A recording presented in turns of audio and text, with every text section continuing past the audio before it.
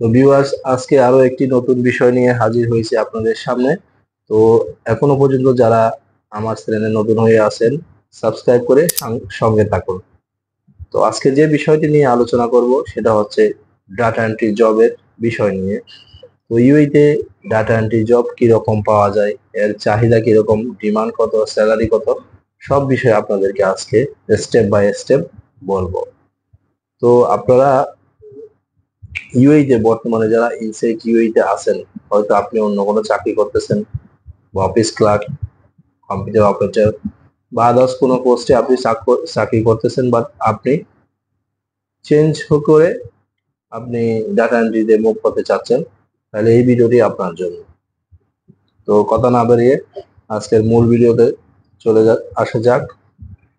তো data entry বিষয়, data entry জবটা হচ্ছে আপনার প্রতিটা কোম্পানিতে ডাটা এন্ট্রি এমপ্লয়ি প্রয়োজন আছে, প্রতিটা কোম্পানিতে। আর বর্তমানে সবকিছু অফিসের যে অফিসিয়াল কাজের মধ্যে সবকিছু আপনার ডাটা এন্ট্রির মধ্যে ইনভলভ। আপনি চাকরি বলেন, স্যালারি বলেন, leave, weekly off day, monthly off day, yearly যারা বছরে যায়, সবকিছু কিন্তু ডাটা এন্ট্রি জবের মধ্যে রিলেটেড। ডাটা এন্ট্রি যে অপারেটর আছে তাকে এই সবকিছু দেখাশোনা করতে হয়। তো ডাটা এন্ট্রি জবগুলা কি, আসলে এসব কি কি কাজ জানা থাকতে হবে। ডাটা এন্ট্রি জবের জন্য মূলত আপনাকে তিনটা কাজ অবশ্যই জানা থাকতে হবে। তিনটা কাজের মধ্যে একটা হচ্ছে মোস্ট ইম্পর্টেন্ট, সেটা আমি সর্বশেষ আলোচনা করব। তো তিনটা কাজের মধ্যে হচ্ছে প্রথমত এমএস ওয়ার্ড, যেটা মাইক্রোসফট ওয়ার্ড বলা হয়। এই মাইক্রোসফট ওয়ার্ডের কাজ আপনাকে অবশ্যই জানা থাকতে হবে। মাইক্রোসফট ওয়ার্ডে ডাটা এন্ট্রি কাজ করতে হলে অবশ্যই মাইক্রোসফট ওয়ার্ডের কাজ জানা থাকতে হবে। মাইক্রোসফট ওয়ার্ডে যেমন বিভিন্ন কাজ আছে, সবগুলো আপনাকে খুঁটিনাটি জানা থাকতে হবে। দ্বিতীয়ত হচ্ছে পাওয়ার পয়েন্ট। ডাটা এন্ট্রিতে যেমন আপনি চাকরি যখন করবেন, আপনার ম্যানেজার বা আপনার সিনিয়র যে ডাইরেক্টর আছে আপনাকে বলতে পারে একটা প্রজেক্ট তৈরি করেন, একটা আপনি লেকচার দেওয়ার জন্য একটা প্রজেক্ট তৈরি করতে বলছে, তখন আপনাকে পাওয়ার পয়েন্টে গিয়ে প্রজেক্টটা তৈরি করতে হবে। কারণ পাওয়ার পয়েন্টের মাধ্যমে বিভিন্ন প্রজেক্ট তৈরি করা হয়, সো আপনাকে পাওয়ার পয়েন্টের কাজ অবশ্যই জানতে হবে। আর মোস্ট ইম্পর্টেন্ট হচ্ছে then MS Excel, Microsoft Excel বলা হয় যেটাকে।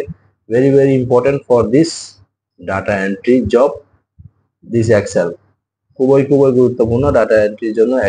এক্সেল আপনাকে খুঁটিনাটি সবকিছু জানতে হবে। আর এক্সেলে আপনাকে স্যালারি শিট তৈরি করতে হবে, অ্যাটেন্ডেন্স শিট, রোস্টার শিট, এবং কেউ লিভে যাচ্ছে আসতেছে, সবকিছু তথ্য ডাটা এন্ট্রি অপারেটরকে এন্ট্রি করতে হবে অফিসের ওয়েবসাইটে বা অফিসের পেজে। আপনাকে এগুলা সব ডিটেলস আপডেট দিয়ে রাখতে হবে।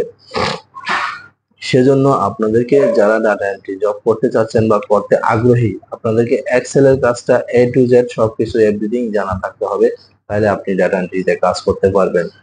সেজন্য ডাটা এক্সেলটাকে আপনাকে বেশি গুরুত্বভাবে প্রাধান্য দিতে হবে। যারা এখনো শিখতেছেন বা জানা নাই বা খুঁটিনাটি জানা আছে, এক্সেলটাকে একটু পরিপূর্ণ করেন, তাহলে আপনি ডাটা এন্ট্রিতে কোনো সমস্যায় পড়বেন না।